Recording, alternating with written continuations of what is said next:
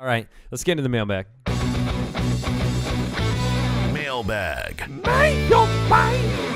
All right, if you have a question, you can go to the website, thefantasyfootballers.com, click the Submit a Question button, and then you can submit a question. It's that easy. When you click the button, you just type it in, and then we get it. All right, Jay in Canada, should I be owning Theo Riddick in 12-man PPR keeper leagues? Our waiver wire is very, very thin, very, very, very, very, very thin. Yeah, either way. Amir Abdullah, put it on the ground. I would have put him in the poop if he had big boy pants at all. But Amir Abdullah has been awful. I want to not overstate that at all. Awful. Terrible. Fumbled again. Zach Zinner got on the field because of it. Joique Bell's injured. That team is a sad dumpster fire. Jay in Canada also wanted to know if Gary Barnidge is for real, and do you start him over Jimmy Graham? Well, to part one, I think he is for real. Josh McCown, both quarterbacks really seem to be using him. He's a needed weapon there, and he's being used in the scheme. So I like Gary Barnidge going forward.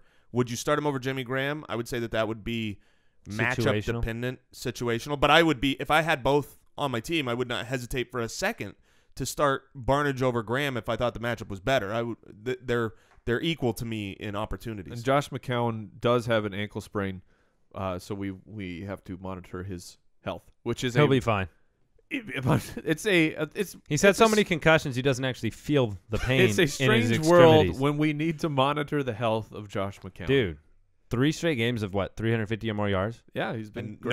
No interceptions. Guess what percentage of plays he's throwing passes on? Oh, it's got to be in the 70s. 73%. 73% of plays. Which, I mean, I don't know how you roll the dice on a wide receiver week to week on that team, but if you have to roll the dice, this week I was looking at, do I start Jamison Crowder? Do I start Tavon Austin? Do I start Marcus Wilson? Do I start you can roll out a Browns wide receiver if you want to. Yeah. Travis Benjamin did all right. And Benjamin's getting targets. That's the difference between Manziel and him is target. The first couple weeks was targets. That's why I didn't like him. He was getting 3 targets a game, but now he's getting 10 targets a game. That's a guy I want.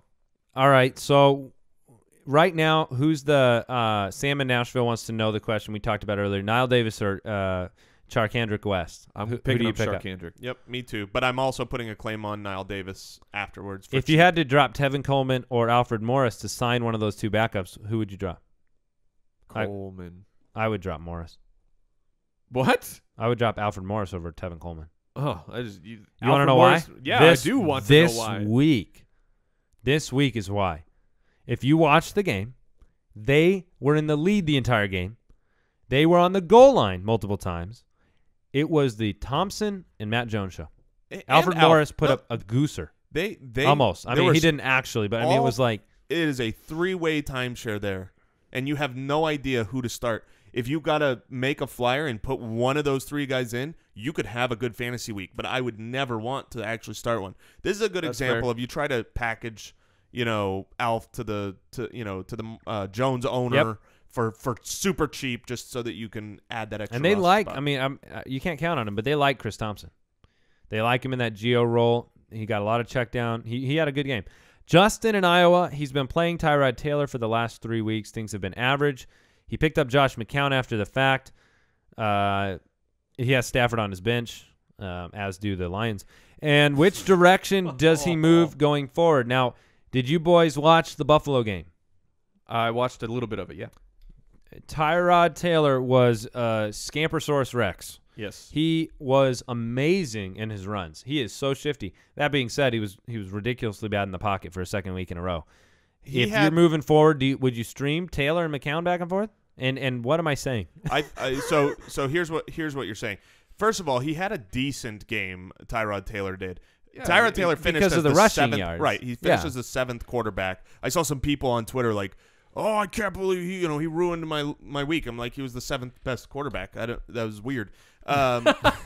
So he did all right, and he had no weapons, right? Because Clay was out. Clay going down on and off. Yeah, having his hurt little hammy. No running back. You got cramps, man. Sammy Watkins out, so he is all right going forward. That's a good point. McCown, we can see on a good matchup should be streamed and is a legit option. And I am going to put my name out there and say Matthew Stafford is an absolutely fine option to stream as well. Matthew Stafford stunk this week, just as I expected, and now in 5 weeks, the 0-5 Lions have faced 4 of the top 5 passing defenses. It's no surprise that he's had a hard time. From here on out, his schedule gets much better, and I think he is a legit option. He's probably going to be found on plenty of waivers. He might be my stream of the week this next week. I don't If know. you ask Golden Tate, they still have a chance to be special.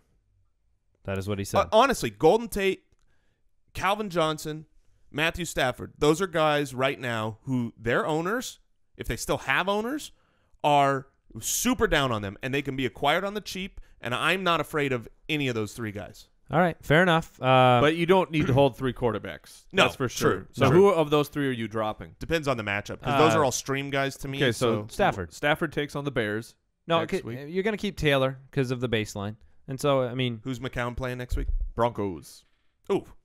all right, maybe not. Maybe yeah, I you would drop him just Yeah. for a second.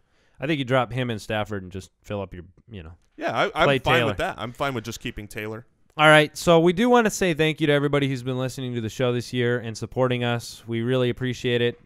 This is an independent podcast, and we're here grinding it out every day with joy. We're excited to do it. We enjoy it. We like interacting with everybody out there. So a lot of the time, people want to know, hey, how can you support the show?